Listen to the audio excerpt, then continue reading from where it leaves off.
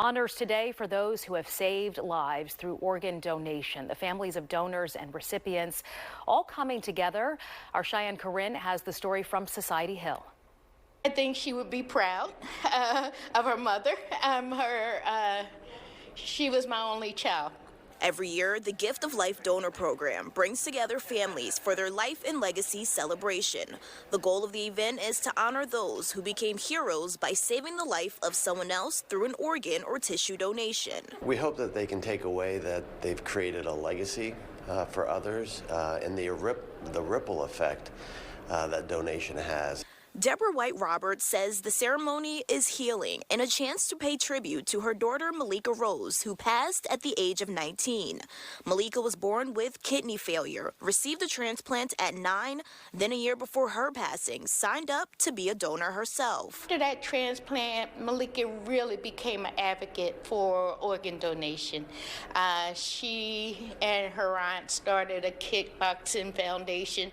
Her goal was to kick kidney disease in the butt. And now her mother picks up her advocacy where Malika left off, encouraging people, especially in the Black community, to consider donating. And I think the fear is that, if something happens to me, the doctors won't save me because they want my organs. And I say, read the information, seek out information. That couldn't be further from the truth. 24-year-old Carly Calhoun knows firsthand just how much of an impact a donor can make on someone's life. After being diagnosed with a corneal abrasion, an infection led to blindness in her eye. Well, that's until 2017 when she received a cornea transplant that restored her sight. Organ and tissue transplantation is just so important, not only for organ transplantation that can save lives, but improve quality of life like my own.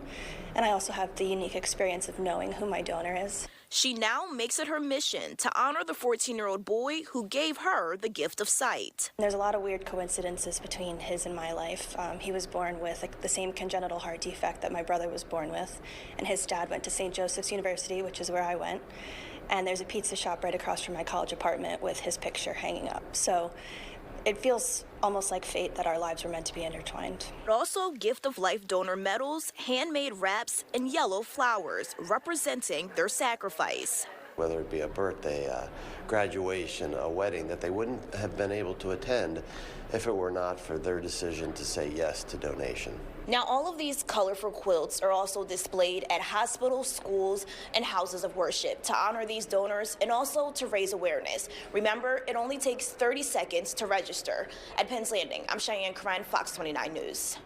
Just 30 seconds, and that registry is available online at donors1.org, and we've posted a link for you at fox29.com.